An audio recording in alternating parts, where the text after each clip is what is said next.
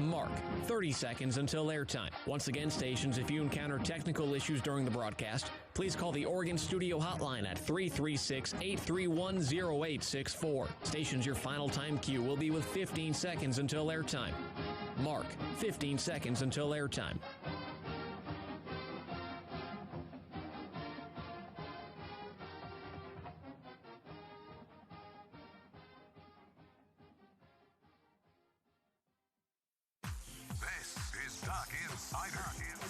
Duck's gonna pick it up, and here we go. Got him deep. He's open. He's got it. He's gone. How about that? Oregon repeats as the Pac-12 champion.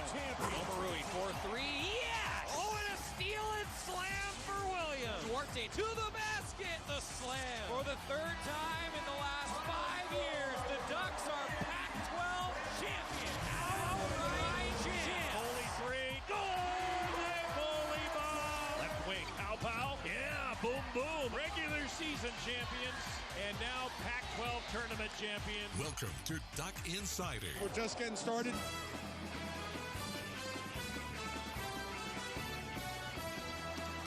This is Duck Insider on the Oregon Sports Network from Learfield IMG College. Presented by On Point Community Credit Union. Better banking, local solutions. Live from the Country Financial Studio, here's Joey Mack. Lots of things to get to today, including head coach Dane Altman for Oregon men's basketball. I had a great conversation with LJ Figueroa, Ducks senior, who has an awesome story to tell. It involves baseball. And I'm not talking about Oregon baseball that's starting on Friday, though we will talk about that as well. But LJ Figueroa, let's just say that he and Chris Duarte may end up having a friendly wager of who's the better baseball player. We'll talk about that on Tip-Off Tuesday coming up this afternoon. GoDucks.com/radio for where you can tune in for Tip-Off Tuesday in your market. And we will have the show, of course, with video live 2:30 to 3:30 this afternoon across the Oregon Sports Network, meaning the Oregon men's basketball and women's basketball social media pages and the GoDucks YouTube page if you'd like to tune in. A pretty close game for Oregon women's basketball last night. We've got Kelly Graves and Taylor Mikesell. That's all coming up as the Ducks were right there against Stanford, right there. We'll break that all down in depth. We also will hear from Oregon softball head coach Melyssa Lombardi on today's show as the Ducks went 5-0. But I think you'll probably hear Coach Lombardi say, well, yeah, 5-0, but they're, got wins, but there's some steps to be taken to get better moving forward. We talked with Coach Lombardi earlier this morning, so I already know that that's what she's going to say. But I didn't expect her necessarily to put it quite like that, but the Ducks feel like they can get a little bit better. And also for Oregon softball, we now know that there will be 2 games this weekend. They're going to play Fresno State twice as the schedule is constantly being updated all around us. Brooke Nuneviller with a heck of an honor for Oregon volleyball. Also Oregon track and field with a heck of an honor. And Mikhail McIntosh, former Duck, playing for Team Canada. A lot of good things going on in the world right now. We'll talk about all that coming up, as well as I will tease this just once. And to Jack Martyr, I apologize now. We're doing our feature on a facility today. I chose PK Park because, well, it's baseball season starting on Friday. And we found a video of Jack Martyr as I think he was a junior or a senior at the time. Going to have to double check. 2010, so he actually might have been a sophomore. Well, Jack Martyr, now current assistant coach for the Ducks, he and Scott McGuff hosted a MTV Cribs-style PK Park baseball stadium tour 10 years ago, 11 years ago. We found it in the video archives, tweeted it out yesterday, and Jack was like, thanks, Joey. I was trying to, maybe keep that one under wraps. He says that the players probably going to have a field day with that. Well, we're going to have a field day with it ourselves on Duck Insider coming up a little bit later. Which now brings me to Athletic Director Tuesday, always brought to you by Pepsi and locally owned Bigfoot Beverages. Deputy Athletic Director Eric Roedl is here virtually. Eric, do you remember the video that I am referring to? And if you haven't, I will send it to you because it is worth a watch. No, I was just thinking that I can't wait to go find that tweet and see what kind of crib they were describing.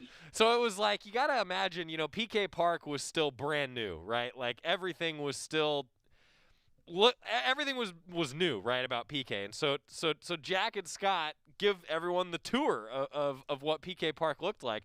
Come to find out, Scott Phillips shot it. Scott Phillips was the one carrying around the camera here 11 years ago. So we've got that coming up. So Eric, hey, you're in charge of baseball as the sports administrator. let's start there just real quick. How exciting is it to get back to PK Park, and especially after that was one of many seasons that was ended so abruptly almost a year ago? Yeah, it kind of feels like 5 years ago and like yesterday at the same time that we kind of had to call off baseball season. I remember they were heading on to the buses to go down to UCLA and play a conference series, and we had to let them know that we were pausing at the time. And I know that our coaches, our student athletes are so excited to get back out on the field and start competing this spring. Baseball coming up, 4 o'clock on Friday, first pitch. We'll have it here for you on the Oregon Sports Network. You know, Eric, what else has been on your desk lately? I mean, that's a very open-ended, large question, but I'm going to ask it anyway. What else has been on your desk lately? I don't know what hasn't. Right. So we've got 20 sports, Joey, and I went through the roster just before I jumped on, and I think we've got 17 sports of the 20 actively competing in some way right now. So, football is taking a little break. They're going through their workouts, and they're going to jump back into spring practice here soon. And then we've got outdoor men's and women's track and field. But other than that, we're pretty much full speed ahead. And it's great for our student athletes. I know everybody's been looking to get back into competition, and just as administrators, we're trying to find a way to make that happen for all of our student athletes, health and safety coming first, and working through campus and our public health authorities, and trying to pull together the resources to make all that happen and still provide a great experience. So that's what we've been up to. Nothing. Yeah, absolutely nothing on his desk. Eric Roedl, Deputy Athletic Director, joining us. Hey, on the football front, Eric, football season tickets went on sale on Monday, which to me was kind of a cool celebration of, hey, we have kind of that light at the end of the tunnel to look forward to through this academic year, and then we're all hoping that things look a little normal in Autzen Stadium in the fall, right?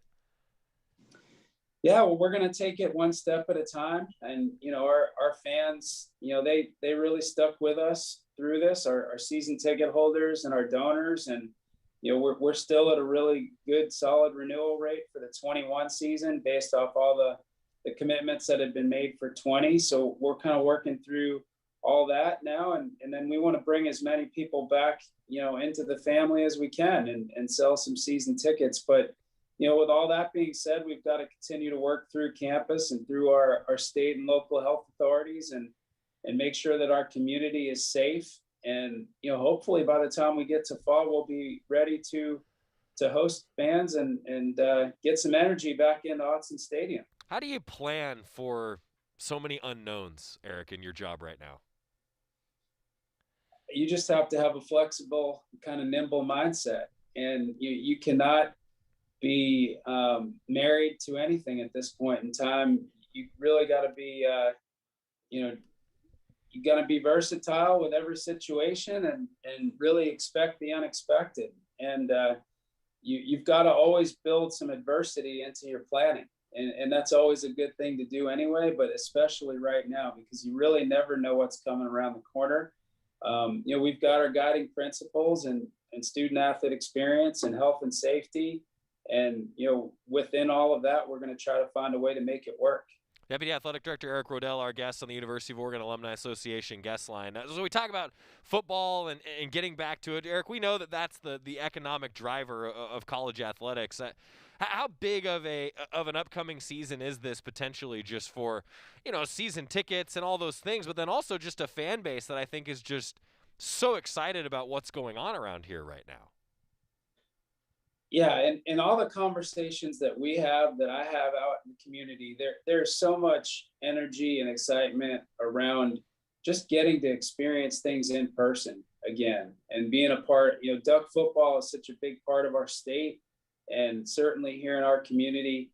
And that's something that we're all working towards getting back to, where we can not only play football, but all enjoy it and experience it together as a community and create a huge event out of it. So again, that's going to take a lot of heavy lifting between now and the fall. And we're going to hope that, things continue to trend in the right direction so that we can get back there. But in the meantime, we've got a lot of things kind of immediately right in front of us. And we're going to continue to promote and try to build that base as best we can in football. As you mentioned, it is our driver. it does make it's what makes our department go. And what we're seeing around the country right now with university athletic programs struggling is in large part due to, the abbreviation of seasons. So you lost TV rights and multimedia rights and not being able to host fans and generate game day revenue. So that's a huge obstacle for all of us right now. And it's not just college sports, it's all kinds of industries that rely on really face-to-face, in-person interactions to be able to experience things. So, we're going to keep plugging away, Joey. I'm all for that. I think that's all you can do in some circumstance. Eric Roedl, Deputy Athletic Director, joining us. Eric, to the court now. A lot of fans, I think, are looking ahead toward what's going to be a different-looking postseason. We touched on that a little bit last time you were on with us. In the short term, Eric, a lot of folks also wondering about, are we going to know when games are going to be rescheduled? How are things going with that? I mean, that's a puzzle for the conference and folks like yourself to try to figure out right now, isn't it? Yeah, different schools on the men's side. I know some games have been lost on the women's side as well. On the men's side, we've lost 5 games, and I think the only other school in the league that's lost more was Arizona State.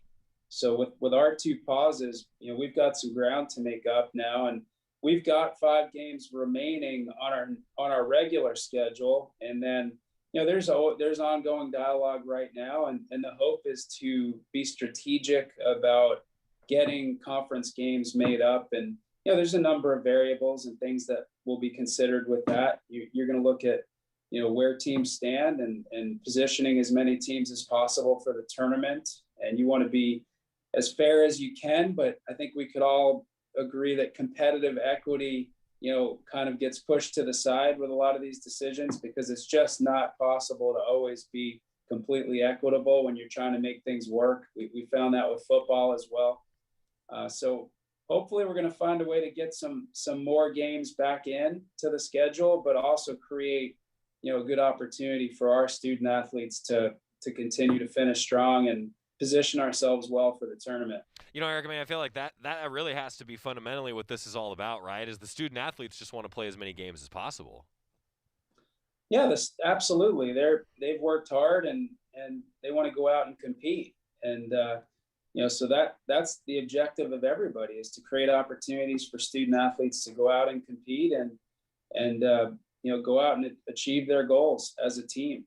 And, we're going to have hopefully some opportunities as we close out the regular season and head to Vegas and hopefully position ourselves for a run in Indianapolis at the NCAAs. I want to talk about postseason in a moment. First, quick timeout, and then we've got some tennis updates, baseball to talk about. Eric Roedl, Deputy Athletic Director, is joining us. It's Athletic Director Tuesday, brought to you by Pepsi and locally owned Bigfoot Beverages. A quick timeout. When we come back, we got a whole lot more, and also going to talk with Kelly Graves and Melyssa Lombardi. It's a busy show on the Oregon Sports Network from Learfield IMG College. Hi, welcome to the Spicy Drive-In. May I take your order? Can I get the spicy chicken sandwich, please? The spicy chicken is an excellent choice, sir. And to drink? Whatever's fine. Oh, may I make a beverage pairing recommendation this evening? Sure. If we are feeling especially bold tonight, sir, I would recommend the Mountain Dew with that. It's bravely unrestrained with a very alive aroma that pairs wonderfully with your spicy chicken. It's followed by a hint of zesty citrus flavor. Yeah, that sounds amazing. I'm sure you already know this, sir, but remember to appreciate the nose first by giving the Mountain Dew a little swirl to relieve volatilize it. What? To change the flavor compounds and activate your taste buds to get them fully primed for that chicken sandwich. It's delicious. Now you're getting the hang of it. The muscular flavor-charged characteristics of Mountain Dew make for an absolutely epic mouthfeel when paired with spicy cuisine. It is quite on point, sir. Dude, it's a perfect match. Like they were made for each other. So true, so true. When you want to make good food bolder and bold food better, do the Dew. Your daily dose of Oregon athletics. This is Duck Insider from Learfield IMG College. When you went car shopping, you meant business. You ace vehicle history searches and test drives. You out-salesman the salesman. Now you've got your wheels. If you manage that, you can get your retirement plan on track. Visiting aceyourretirement.org can help. With 401k tips and smart saving strategies, you'll have the info you need to get more for your future. Go to aceyourretirement.org, because when it comes to speeding past financial challenges, you're an ace. Brought to you by AARP and the Ad Council. GTG, BRB, OMW, be there in a few. You may think that these kinds of texts are fine because of their length, and you can easily send them at a stoplight. But no, answering one text can take your attention away from the road for 5 seconds. And traveling at 55 miles an hour, that's enough time to travel the length of a football field. Make good decisions, don't text and drive. Visit StopTextStopWrecks.org, a message brought to you by the National Highway Traffic Safety Administration, Project Yellow Light, Noise, and the Ad Council.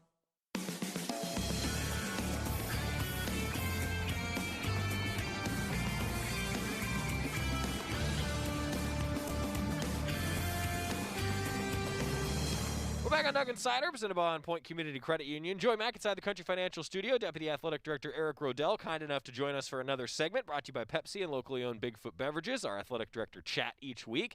Eric, we were talking about postseason for basketball a little bit. I mean, what's the outlook right now for basketball in Vegas and then heading into Indianapolis? You know, there's certainly a lot of different things to juggle, but I for one, am just excited for tournament basketball again.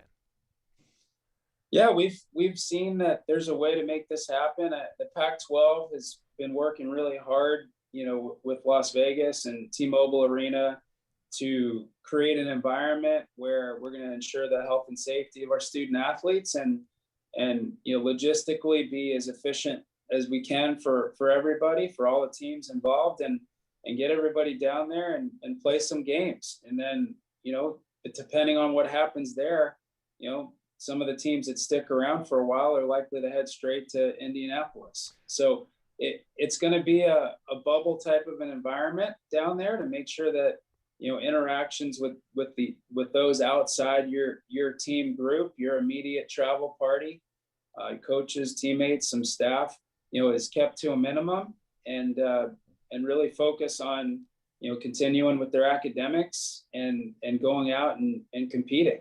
And you know, I think there's some really good plans in place from what I've seen so far, and a lot of it's still being worked on as well. Yeah, I imagine it's kind of a moving target for all of this, isn't it? You know, things are going to be refined and, I guess, updated up until there's a tip-off, right?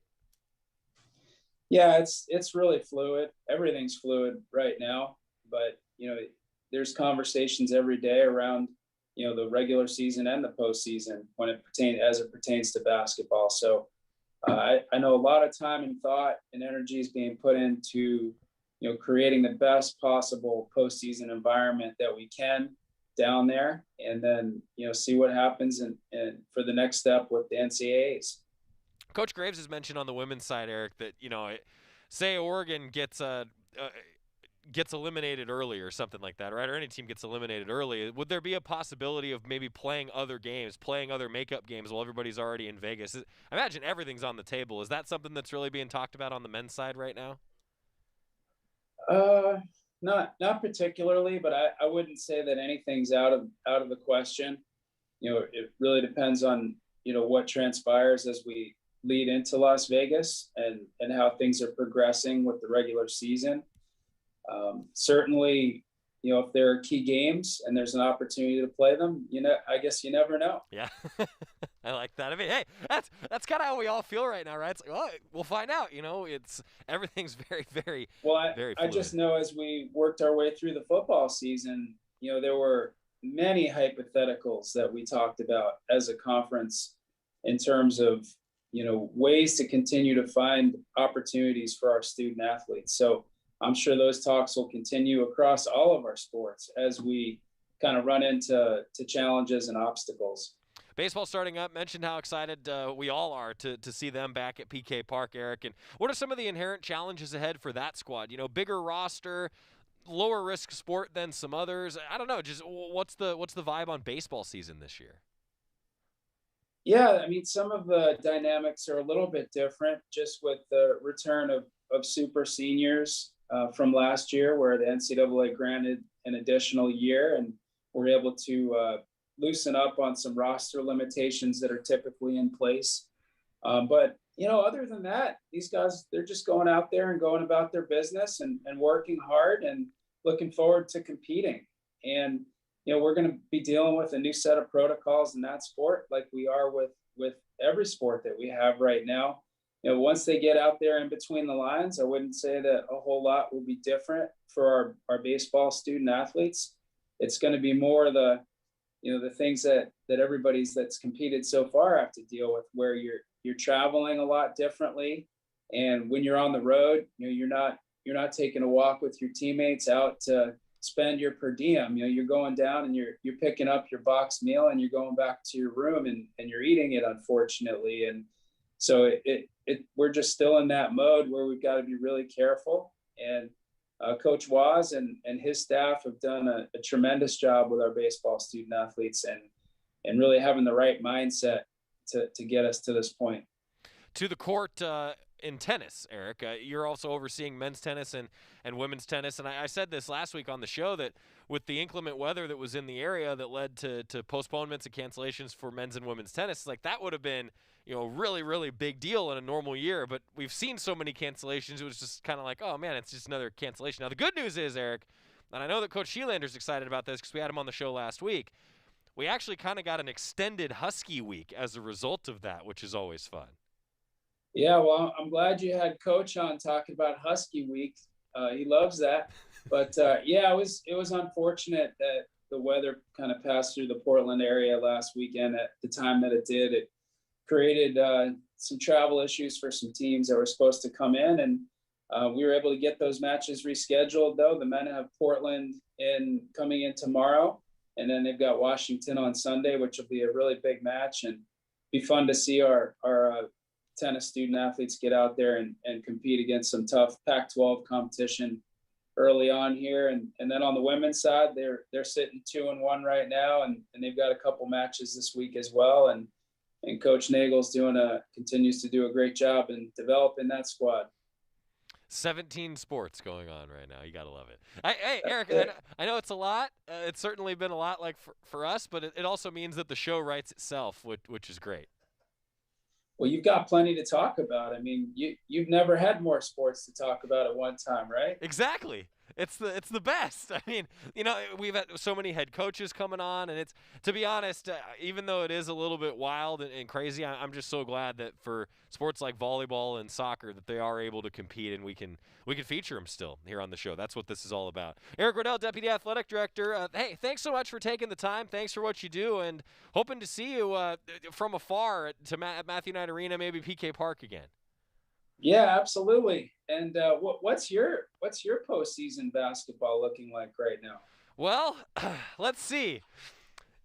There's a TV over there that we will be moving to be right in front of me.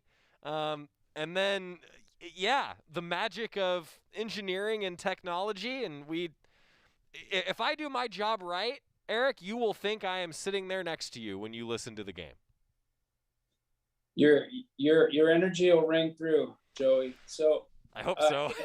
What's that been like for you? Oh, when we're on the road. It is really, really weird, to be honest with you. I made the joke that I feel sort of like Will Ferrell in Anchorman, that I'm in a glass box of not necessarily emotion, but I'm just in a glass box talking to myself. And in all seriousness, Eric, the broadcasters, like my colleagues across the conference, we've all, and the video departments in general as well, what we've done is kind of created like our own private little network to get the feeds and the certain video and audio that we all need so that we don't have to travel, and it keeps all of us lower risk, which has been great. Especially I'm the youngest broadcaster in the Pac-12, and I can only imagine what some of those other guys that are older are thinking. I know they don't want to travel right now either. So it has been weird though.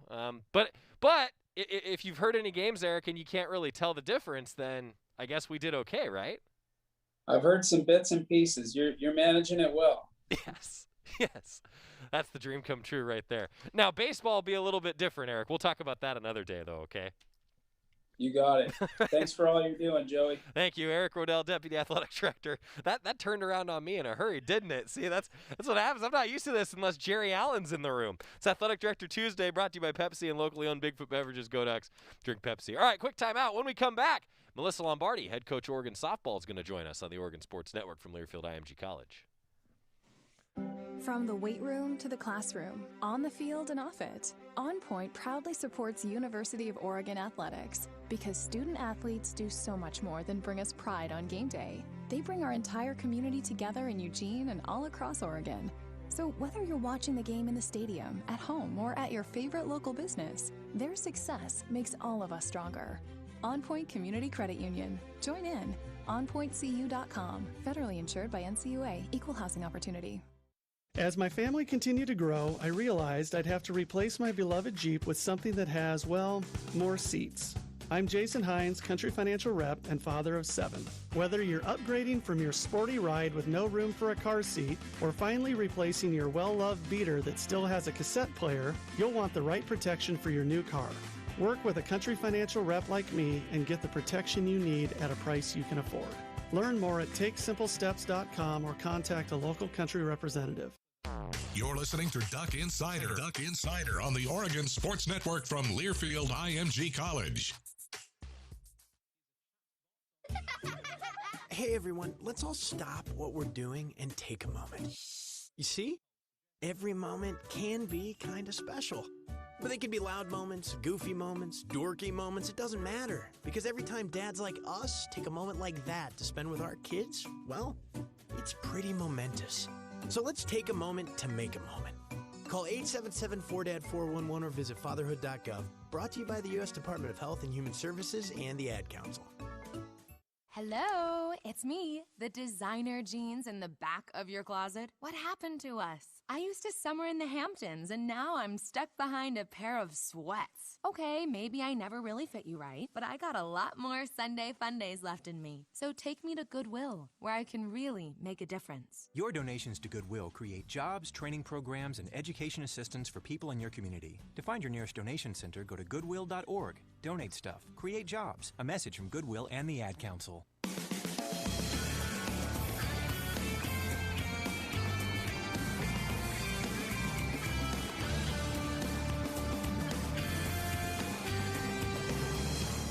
We're back on Duck Insider, presented by On Point Community Credit Union. Joey Mack with you inside the Country Financial Studio. Oregon softball head coach Melyssa Lombardi joining us on the University of Oregon Alumni Association guest line. Coach, let's just start here.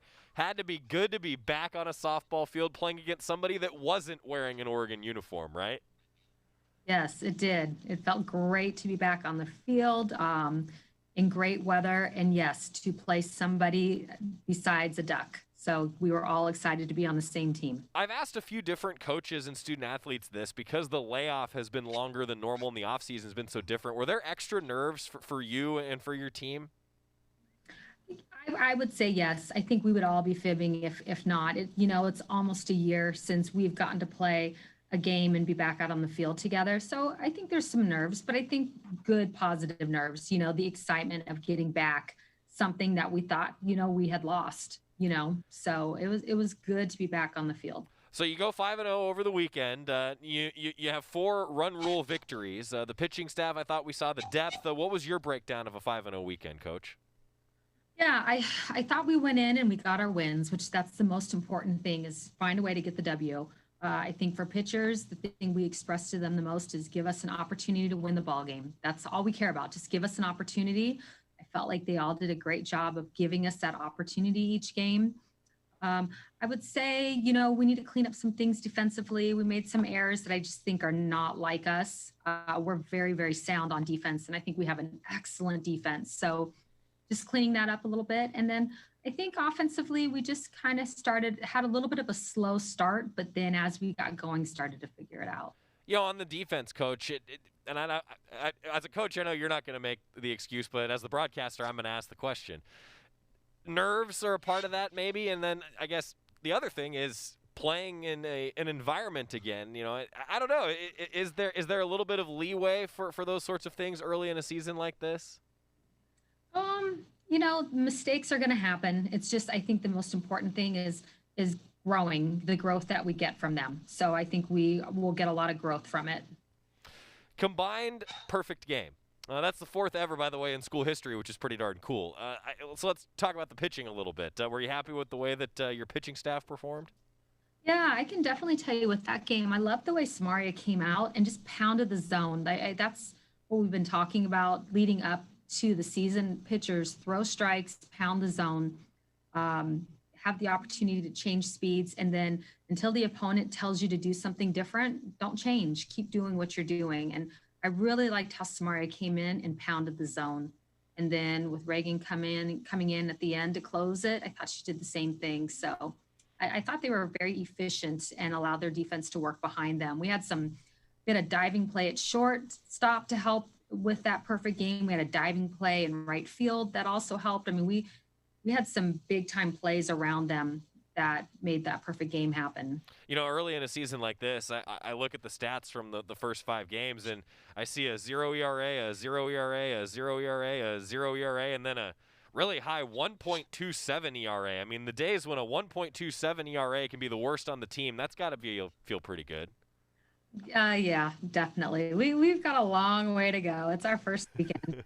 Again, the thing that we all care about the most is for our pitching staff to give us an opportunity to win the ball game.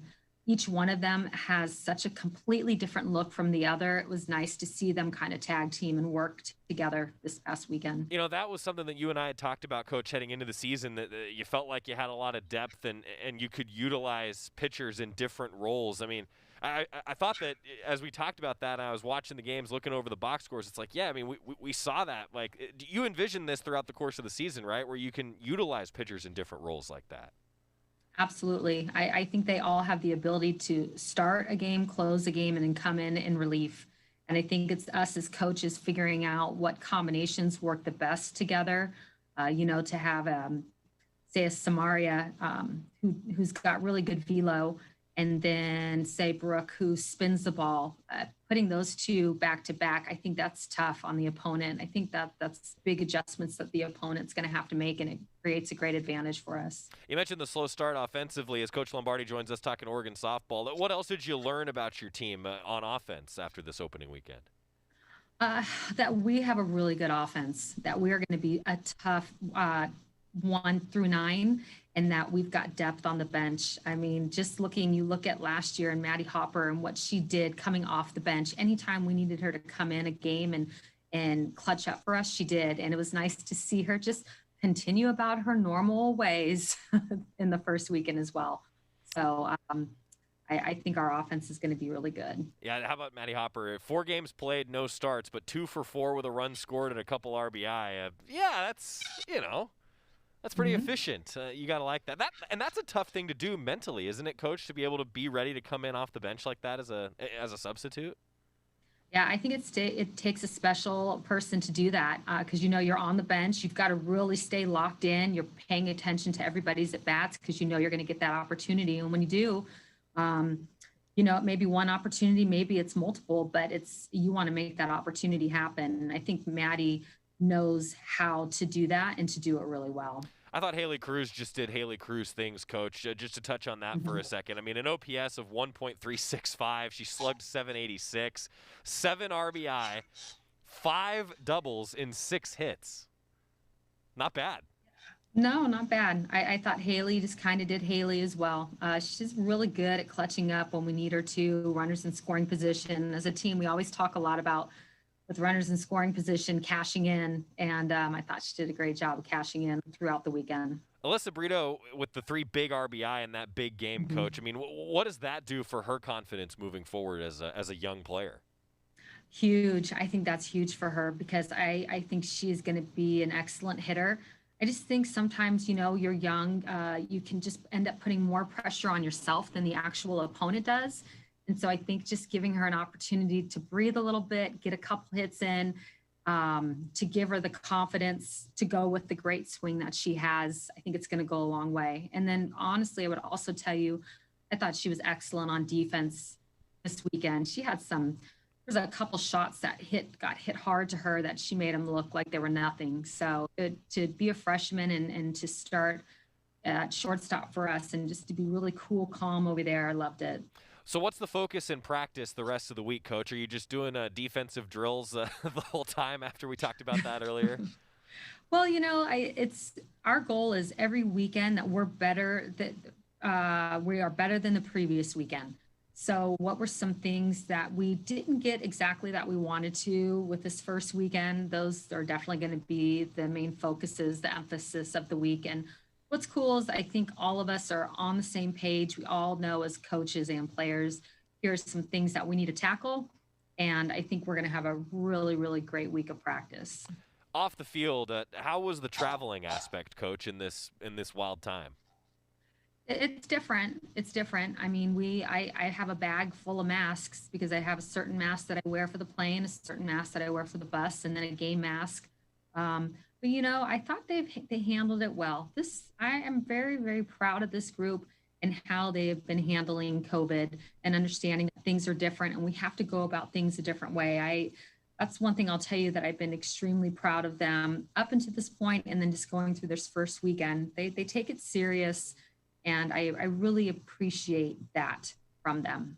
After playing 5 this past weekend, originally scheduled to play Cal Poly and San Luis, those games canceled on Friday, but then Fresno still on the docket on Saturday, Coach.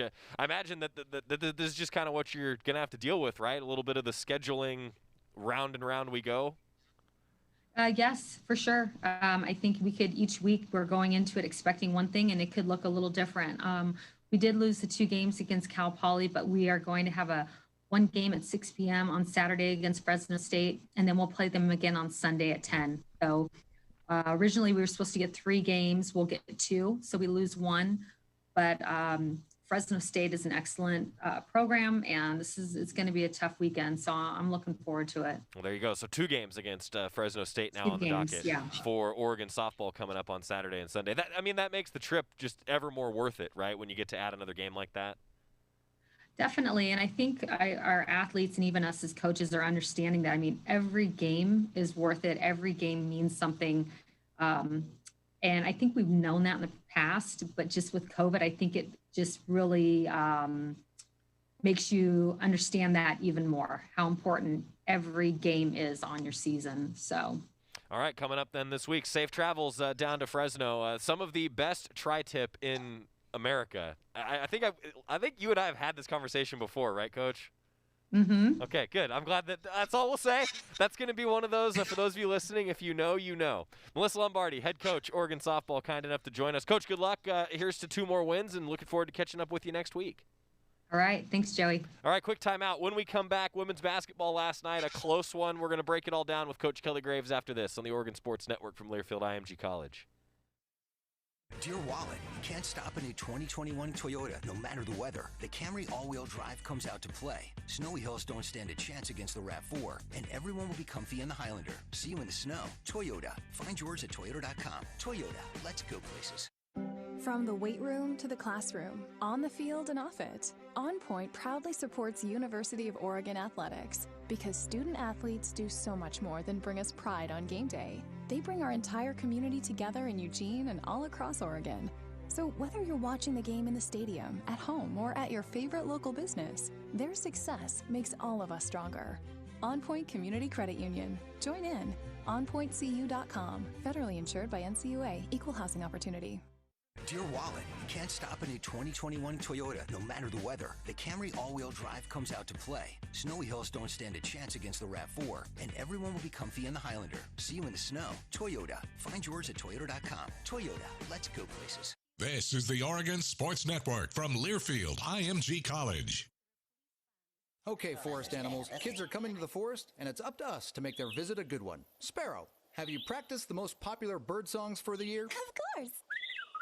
Catchy. I like it.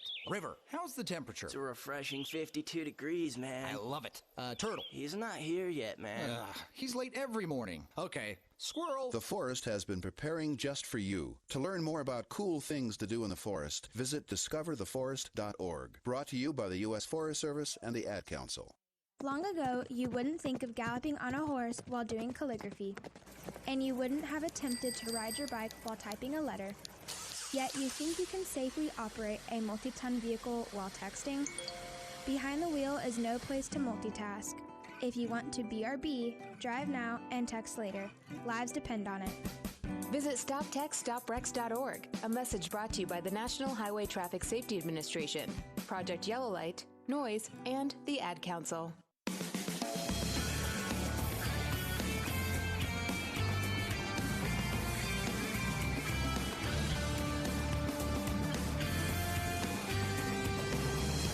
Ducks with a close one last night against Stanford as we welcome you back to Duck Insider, presented by On Point Community Credit Union. Joey Mack with you inside the Country Financial Studio. We're going to hear from Kelly Graves in just a moment. First, though, a really cool honor for Brooke Nuneviller. The junior outside hitter for Oregon Volleyball was named the Pac-12 Offensive and Defensive Player of the Week yesterday afternoon. She's the first player ever to earn both weekly honors, both offense and defense, in the 10 seasons that the conference has awarded an Offensive and Defensive Player of the Week. Nuneviller had a couple of just outstanding performances, averaging 4.17 kills and 4.67 digs per set. She hit 380 over the 2 matches. She had double-doubles and is leading the team in kills and digs both times out. She led the team, I should say, in kills and digs both times out, and she is currently leading the conference in kills and digs for her team. She's the only player to lead her team in both of those categories. That was a lot of stats for you, but it's basically just saying that Brooke Nuneviller has been really, really good. And for a second time this season, Oregon Track and Field has garnered a national accolade. Today, Cooper Tier. That's right, he's been outstanding. Division I Men's Athlete of the Week. National Athlete of the Week. He smashed the collegiate record in the mile, stopping the clock at 3:50.39 at the Tyson Invitational. He shaved off 1.62 seconds of the previous record held by former Oregon standout, the king himself, Edward Cheserek. Yeah. Cooper Tier became the 7th fastest performer in the world in the indoor mile and split at 3:35.46 in the 1,500 meters, which is good for an Olympic trials qualifier. Congratulations to a couple Ducks with some pretty big honors right there. And also Mikhail McIntosh, Rob Mosley caught up with the former Oregon basketball player as he's competing for Team Canada. Really cool story on GoDucks.com. Encourage you to check it out as Oregon men's basketball continues to put players in different international spotlights, and it's been really cool to see. Well, women's basketball yesterday, it was a big one against Stanford, as the women still looking for some consistency. They got Maddie Shear back for a few minutes. Taylor Chavez was back with the team, but not in uniform. Ducks really closed strong after a solid finish to the first half. And then they just kind of chipped away. Ended up taking the lead 56-51 with 3:40 to play. 2 late turnovers, though, from Taylor Mikesell, who got it a great rebound, then lost it. Tina Pau tripped, and it ended up being that Stanford closed out the Ducks 63-61. Taylor Mikesell, though, was great to see her get her shot to fall. 13 points, 5 of 7 from the floor, and 2 of 3 from beyond the arc. Taylor Mikesell will be featured on Tip-Off Tuesday coming up this afternoon. If you're live with us, you can watch the show at 2:30 to 3:30, from 2:30 to 3:30 on the Oregon Men's Basketball and Women's Basketball Facebook pages, as well as the GoDucks YouTube channel. And if you want to watch it on demand, I encourage you to check it out on the GoDucks YouTube channel. We'll, of course, be posting the interviews to the Oregon Men's and Women's Basketball Facebook page and the Twitter accounts as well. Sedona Prince, though, I did not think it was her best game, and I think the Ducks are still searching for that consistency, and it's because they haven't played together that much. We just are still seeing that. By the way, yesterday, Sedona Prince, great story on ESPN about her journey. It's worth your time. Check it out. You'll find it. Google Sedona Prince ESPN. You're going to find it. So now the Ducks move forward, taking some lumps, but hey, look, some perspective here. They've lost to really good teams in Stanford, Arizona, UCLA. Now they got UCLA again coming up on Friday, 5 o'clock on Pac-12 Network, and a 4:30 pregame show here on the Oregon Sports Network. The Ducks, though, we did find out, would be a 3 seed if the tournament started today. Not bad. Ducks are still in that upper echelon in the country, but they're chasing the elites right now. I think that's what we're seeing with this young team. Kelly Graves, Oregon women's basketball head coach, he gave the media a few thoughts post-game after the Ducks dropped this one to Stanford, and now they look ahead to Friday's matchup with UCLA. Here's Coach Graves. You got down in that second quarter, but there's fight in this team, and I know you're proud of your kids tonight. I am. I'm really proud. We're disappointed. We don't believe in moral victories. We wanted to win this game. We played hard enough and well enough to win the game, and we didn't. And, so I know we're disappointed, but at the same time, I'm proud of the team and the fight we showed. I thought for the first time against one of these elite teams, we played well. We played hard for 4 quarters, and it just didn't go our way. I thought we had a couple pretty good looks late, and it just didn't go our way. The 3 ball, it returned tonight, 10 of 21, almost 48%. Got to be happy with that. Yeah, it's been MIA in February, part of January. So, yes, it was good to have that back. But even more importantly, I thought we executed well to get those shots. We didn't take bad shots from the 3, and I thought that was a big plus tonight. Taylor Mikesell hitting a couple of 3s, Tahina Pau as well. Especially Taylor been struggling a little bit with the shot. Jazz Shelley as well with a couple of 3s. So some kids showed up tonight, and it's got to feel good as you get, disappointment, but feels good going to UCLA on Friday. It does, yeah. And there you go. You just said it. We got to go to UCLA, our 3rd straight top 10 opponent. Listen, we're right there. We're right there. You could look at 3 of those 5 losses that we've had. The 2 Arizona games were the anomalies. And, we had opportunities in all 3 of those games, just a little play here, a little play there. And, and we're learning from it. But I told the kids tonight in the locker room, the benefit of playing in the Pac-12, one of the benefits is that this prepares us for, we're not going to see, Stanford's a legitimate championship game contender. They really are. And so we're used to playing that kind of team so that when we do get in the NCAA tournament, we've seen everything, we've played against the best, and hopefully we learn from it. Coach, you had the luxury of setting up 2 plays out of timeout there late to try to tie or win. What were you looking to draw up there? And did you get the looks you were hoping for? Obviously with Tahina tripping, that's kind of a bad luck thing, but did the ball go where it was supposed to go on those 2? Yeah, we had a couple of looks. It wasn't for Tahina to make the play to score. We felt by the way they were defending that thing, we were going to be able to get a switch and a matchup that we wanted down low. It didn't work. Plus we had our best shooter on that weak side. So, it's just unfortunate. That's the way the ball bounces. I thought the possession before T-Mike's 3, that's and she was having a good night. That was a really good look for us. Again, we had our opportunities. I'm more concerned about what we gave them up. What we gave up at the other end. I don't think it was the offense. We could have done a little bit better offensively late, but I thought defensively we gave them too many easy shots. Kelly, what is the message to those 3 shooters in particular? Because Jazz, Taylor, Tahina, they do have good nights and they do make 3s when they had been struggling. Yet, as you mentioned, obviously down the stretch they come up with misses. There's got to be, on one hand, feeling good that they had a better night than they have the last several weeks. On the other hand, down the stretch, to come up with the misses. What's the message of the 3 individuals? Yeah, well, if they hadn't hit the early ones, it wouldn't have come down to 1 shot now, would it? That happens. Michael Jordan missed a hell of a lot of shots late to win games. So, I'd prefer him to make them. I thought we got good shots. That's all I can concern myself with is did we get a good shot? And I thought for the most part, we got a couple of pretty good shots. I thought Jazz's was pretty good there late too. But that doesn't say anything about a kid's character or their willingness to take the big shot. Kelly, there was a moment there in the 3rd, speaking of 3-point shooting, I think it was, Taylor hit a 3 and your bench just went absolutely crazy. Has it felt like, or did it feel like in this one when the shots started falling that there was almost a sense of relief coming from some of your players that, finally after all this time, the shots were going down and the confidence was rising? Yeah, I think so. You guys, it's been a struggle. It really has. And offensively, we just, we haven't been on point. We haven't been shooting it well. We got a lot of reasons. We're not making excuses. We're a young team. We're playing a really good portion of our schedule. We have no fans. You tell me that in a game like this, and the UCLA game, 1 possession games, that 12,367 people in the kennel wouldn't have made a freaking difference. You know what I mean? And, and so we don't have a lot going for us. And so, yes, I was happy to see, I think they know the struggles. They come with a good attitude every day at practice and we work hard, and it hasn't showed up a lot against our really good opponents. We're beating the teams that we should, And now we need to start beating some of these teams that are ahead of us in the standings. But if we play this hard and this focused, we're going to be able to do that at some point. And that, could be in March.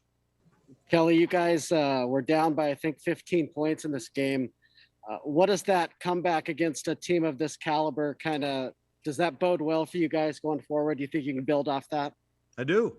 This should springboard us. We would have felt a lot better with a win, but we should still feel better about our performance, even in this loss. Like I said, this is a team that could win a national championship, and we went toe-to-toe with them right there. And we had an opportunity here and there. So I'm not going to sit there and slam the team or anything.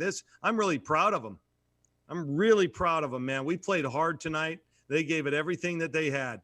And so we're going to use this as a springboard. I put on the board tonight our drive to March. We truly feel like we can be a player come March. This is the kind of game, even in a loss, that will help us. But make no mistake, Ryan, we do not believe in moral victories. We wanted to win a game. We're disappointed that we didn't win the game. And so I'm not going to just sit here and say we're happy because we played close. Try to go 2 for 1, Kelly. First, just you guys switch up the starting lineup again. Are you comfortable with that? Was that a matchup thing? And then Taylor Chavez, kind of her availability, I think, for Friday. I don't know. We're hoping. She's in the middle of that COVID progression. They got to get a little bit better. We're hoping by Friday that we have her. I think she'd really help. I liked, I just like the way Sydney's been playing in practice, and we wanted to get T-Mike. Listen, we need Taylor. We need her. If we're going to make a run in this thing, we need to have Taylor be that sniper that I know she's capable of being. So I just thought that, by reinserting her here, I just thought was the right time. And I think that paid off tonight. So hopefully she uses this as a real positive and springboards to a really great finish. Taylor Mikesell's who he's talking about there. I think that the Ducks are going to need that dead-eye shooter. She certainly was that, 2 of 3 from 3 and hit some big shots for the Ducks against Stanford. So now it's UCLA next up.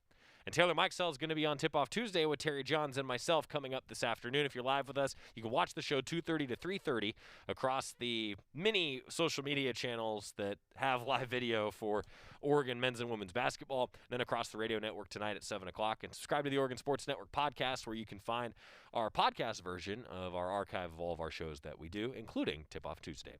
Up next, a look back in history of PK Park. That's right. Oregon baseball starts on Friday. We're going in-depth on that facility next on the Oregon Sports Network from Learfield IMG College. After 2 years of construction, my wife and I finally moved into our dream home. So when a bathtub fixture broke, causing major water damage, I was glad we had the home insurance protection we needed. How do you know your home is protected? Talk to a Country Financial rep like me, Nick Simon. We can help you understand your options and select coverages to meet your needs. Then if something happens to your home, you won't have any surprises. Need the right coverage for your home but not sure where to start? Visit TakeSimpleSteps.com or contact a local Country representative. From the weight room to the classroom, on the field and off it, On Point proudly supports University of Oregon athletics because student athletes do so much more than bring us pride on game day. They bring our entire community together in Eugene and all across Oregon. So whether you're watching the game in the stadium, at home, or at your favorite local business, their success makes all of us stronger. On Point Community Credit Union. Join in. OnPointCU.com. Federally insured by NCUA. Equal housing opportunity. More Duck Insider coming up on the Oregon Sports Network from Learfield IMG College. Adopt US Kids presents What to Expect When You're Expecting a Teenager. Learning the lingo. GOAT, G-O-A-T, acronym, stands for Greatest of All Time. As in, spaghetti sandwiches for dinner? They're my fave. Dad, you're the GOAT. You don't have to speak teen to be a perfect parent. Thousands of teens in foster care will love you just the same. Visit adoptuskids.org. Brought to you by the U.S. Department of Health and Human Services, Adopt U.S. Kids, and the Ad Council. Man, do I love card night. You ready, boys? You got a king? Go, Fish Dad! Oh, come on. This is WWE superstar Titus O'Neil. It only takes a moment to make a moment. Take time to be a dad today. Learn more at 877-4DAD-411 or visit fatherhood.gov. Brought to you by the U.S. Department of Health and Human Services and the Ad Council.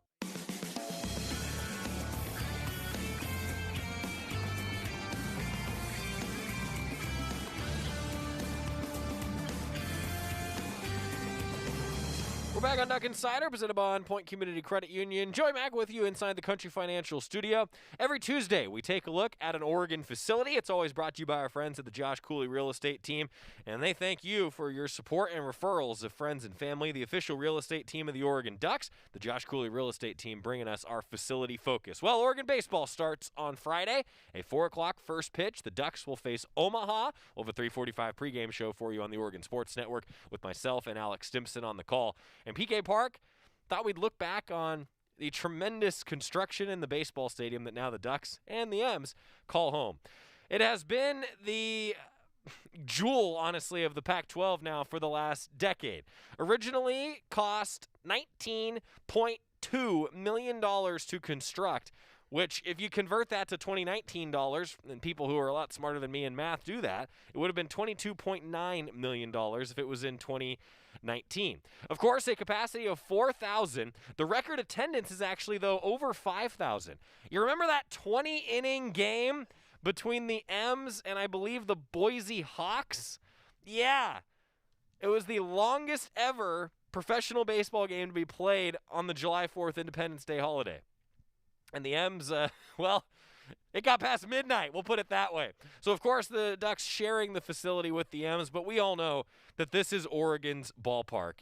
It was originally built in 2 phases, right? You'll remember that with groundbreaking on August 15th, 2008, I should say, the first phase was all about the field. Then an entire season was played in 2009 with a lot of temporary seating. Jerry Allen has still told me stories of power cords running through rainwater. We won't talk about that during that temporary facility. Of course, the Ducks, on the very first game at PK Park, February 27th, 2009, Oregon beat the defending national champions in Fresno State 1-0 on a walk-off single by Andrew Schmidt. It was witnessed by a sellout crowd of 2,777, with the second phase of the project being completed the following year. First game in the fully realized PK Park was on March 2nd, 2010, a 6-2 win over the Huskies with 2,609 in attendance. Now, since then, PK Park has seen the addition of an expanded player development facility, which houses a number of tremendous things, including batting cages, workout facilities, and a lot of technology, to say the least. That's now beyond the right field bullpen, where the Ducks bullpen is located. Well, the video that you're watching, for those of you who are watching the show right now, featured Jack Martyr and Scott McGuff, who are giving us an MTV Cribs-style tour of PK Park back in 2010. Shot by our man Scott Phillips, by the way. Jack Martyr, now current assistant coach for the Ducks. What goes around comes around. If you want to see the full video, go to my Twitter at JoeyMacUO. We tweeted it out. It's awesome.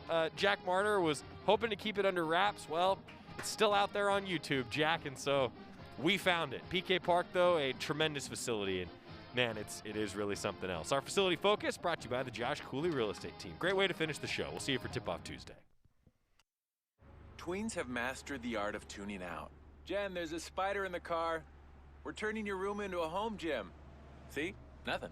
But some messages need to get through, like making sure they're buckled up the whole ride, every time. Do whatever it takes to make your child listen. Jen, I friended your boyfriend. Wait, what? Buckle up, sweetie. Never give up until they buckle up. Learn more at safercar.gov/kidsbuckleup. A message from the National Highway Traffic Safety Administration and the Ad Council.